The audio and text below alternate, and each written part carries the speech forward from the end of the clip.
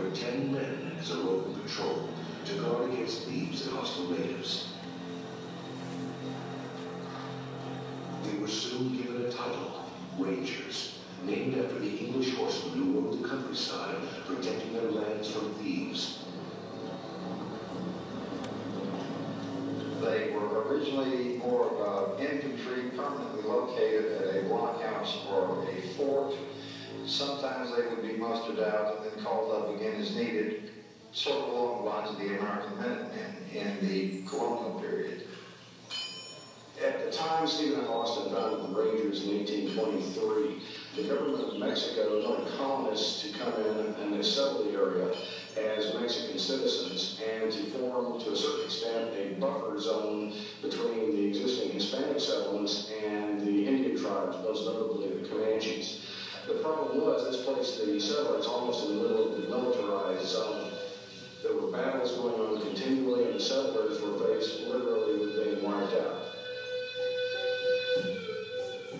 Rangers were recruited from the communities they were hired to protect.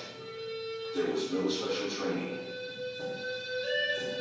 They came from all walks of life, though they were all expert horsemen and good with firearms. While you might expect that most of them would be cowboys and that sort of thing, what we find is that the leading profession was that of a farmer. There were farmers protecting their farms from Indian attack, bandit raids, and that sort of thing. Second after that, we find all sorts of professions, school teachers, brick masons.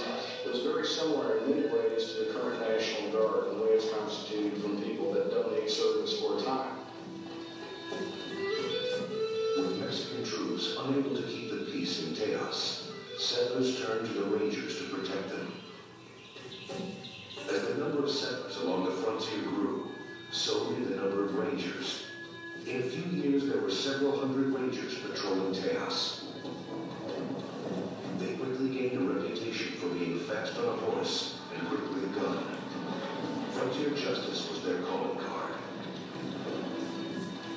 The Rangers and the Indians, of course, were classic enemies. I mean, they were sort of the mongoose and the cobra, if you will. And both of them were got to be very, very good at what they did. The Comanches have been described as the finest light cavalry in the world. And the Rangers learned from the Indians. I think that was one of the things that made the Rangers successful, is that they did not try to fight them by traditional military technique or in European standards. I mean, they learned to fight the Indians on their own terms, and that really helped make the Rangers successful. By 1835, 50,000 settlers had moved into Tejas. Many were unhappy with the Mexican government. The rumblings of discontent echoed across the land.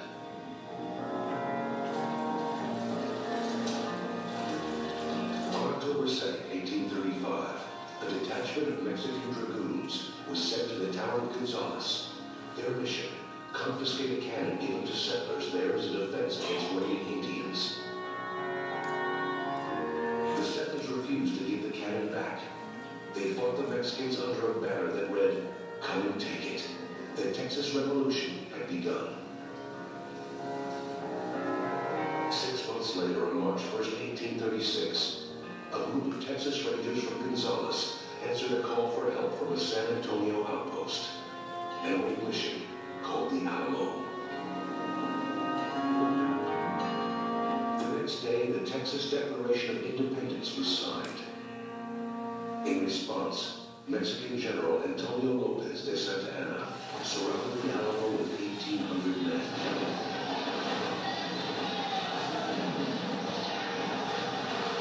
But before help could arrive, nearly 200 Texans and Tejanos, including some 24 Rangers, were slaughtered.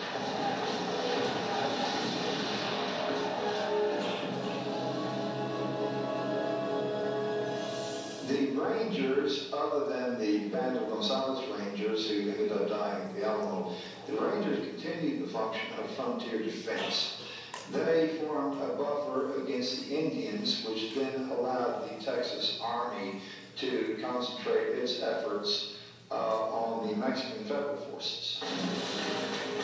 On April 21st, 1836, Santa Anna was captured at the Battle of San Jacinto, and the Republic of Texas was born.